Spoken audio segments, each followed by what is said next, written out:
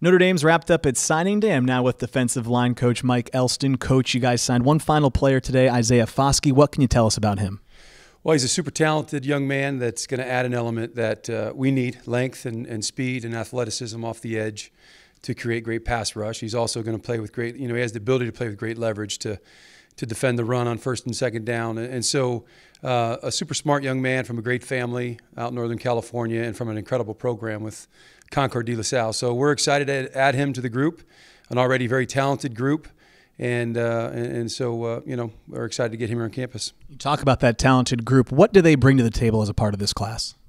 Well, this would be the fifth guy we've signed in this class, and one thing that comes to mind is winners. There's been a lot of state champions in this class, and Isaiah's team did not win the state championship, but they played for it. So an incredibly competitive group of guys that know how to compete, know how to prepare themselves to play the game.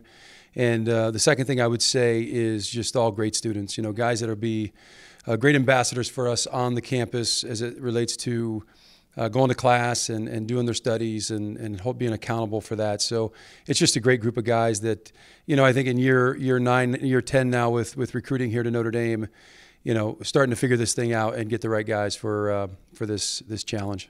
This is now the second year under this new timeline. What did you guys maybe learn there in year 1 that you took to year 2 and maybe used it as a benefit? Well, I don't know how much was education as much as, the success that we had a year ago in recruiting, and we signed quite a few guys in the early signing period, and only because we were late to the game on a couple guys did we go to the second signing period. And this go around, we had so many guys committed early, and that was really the charge, to try to be done with it by December, because your December with preparation for the playoffs this year and for any type of bowl game, it just makes for a better transition into that, knowing that, okay, in early December, you have most of your class, if not all your class, signed.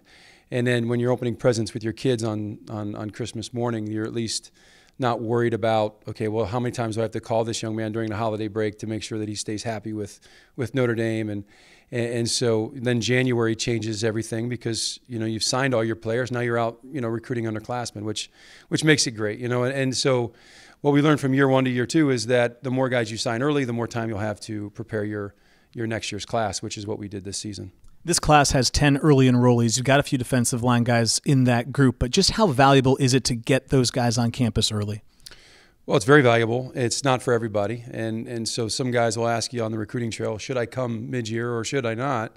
And really it's a personal preference. It's whether they're ready to leave home, leave mom, leave dad, leave the girlfriend, leave, playing a second sport, whether it be basketball or baseball in the spring. And so when they're ready to make that commitment, it's benefit to everything that they're doing academically.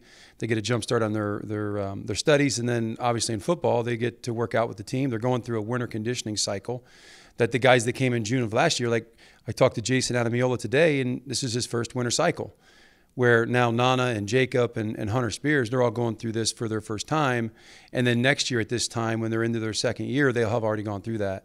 And so it won't be such a shock to their system. So it's a benefit in a lot of areas, as long as they're ready to, leave behind, family and friends and girlfriends and second sports and move on to that next challenge in their life. Something I heard from those 3 players you just talked about specifically when they were interviewed is that they actually looked forward to no longer being the big man on campus and going through that humbling process of being a college freshman.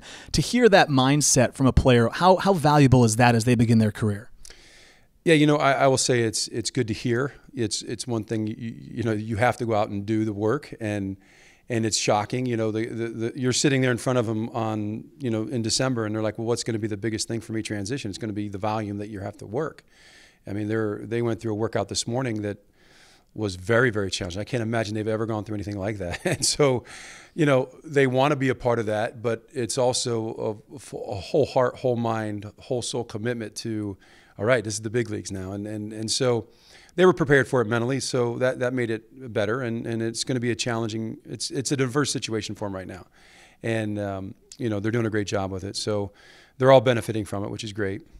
Coach, appreciate the time and congratulations on another successful class. Thank you very much.